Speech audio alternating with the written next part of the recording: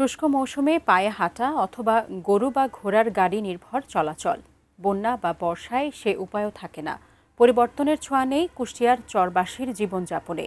দুটি সেতুর অভাবে আজও মৌলিক অধিকার থেকে বঞ্চিত দৌলতপুরের দুর্গম চরবাসী। কুষ্টিয়া প্রতিনিধি শরীফুল ইসলামের পাঠানো তথ্য ছবি নিয়ে ডেস্ক রিপোর্ট।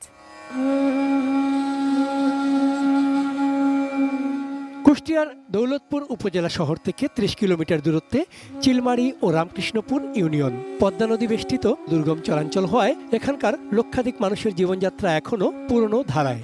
যোগাযোগ ব্যবস্থার উন্নয়ন না হওয়ায় শুষ্ক মৌসুমে এখনও তাদের গরু মহিষ বা ঘোড়ার গাড়িতে চলাচল করতে হয়। বর্ষা বা বন্যায় একমাত্র সহায় নৌকা। ফলে শিক্ষা, স্বাস্থ্য ও কৃষিপণ্য বিপণনে পিছিয়ে রয়েছেন এই অবহেলিত জনপদের মানুষগুলো। অথচ ভাগজোত ও শুকার ঘাটে দুটি সেতু হলে বদলে যেতে পারত তাদের জীবনমান। আমরা এই রাস্তালি খুব ভোগান্তির মধ্যে থাকি। ৬ মাস ধরেন নদীর ভিতর থাকে, ৬ মাস হলো আমরা সুখ না পাই। বন্যা হলে ৬ মাস স্কুলে যাওয়া পসিবল হইতো না। এই জন্য আর কি আমাকে আমার বাবা মা ঢাকায় নিয়ে চলে গেছে, ওখানে পড়ালেখা করতেছি। স্বাস্থ্য খাত, ছেলেমেয়েদের লেখাপড়ার যাওয়া আসার যোগাযোগ একমাত্র মাধ্যম নৌকা, ভ্যান, মোটরসাইকেল।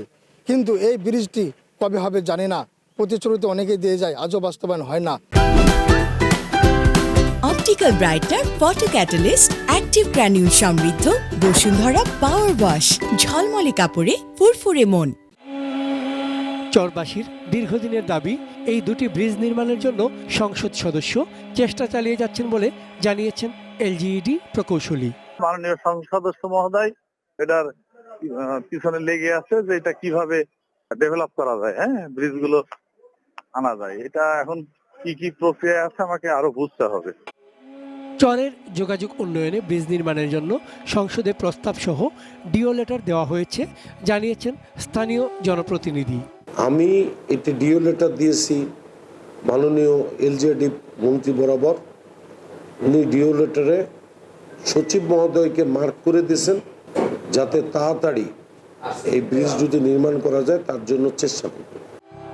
বারে বারে আশ্বাস মিললেও দীর্ঘ ৫৪ বছরেও তা আলোর মুখ দেখেনি। প্রতিশ্রুতি নয়, চরের অবহেলিত মানুষের প্রত্যাশা দ্রুত বাস্তবায়ন। চন্দন পাল, ডেস্ক রিপোর্ট, এটিএন নিউজ।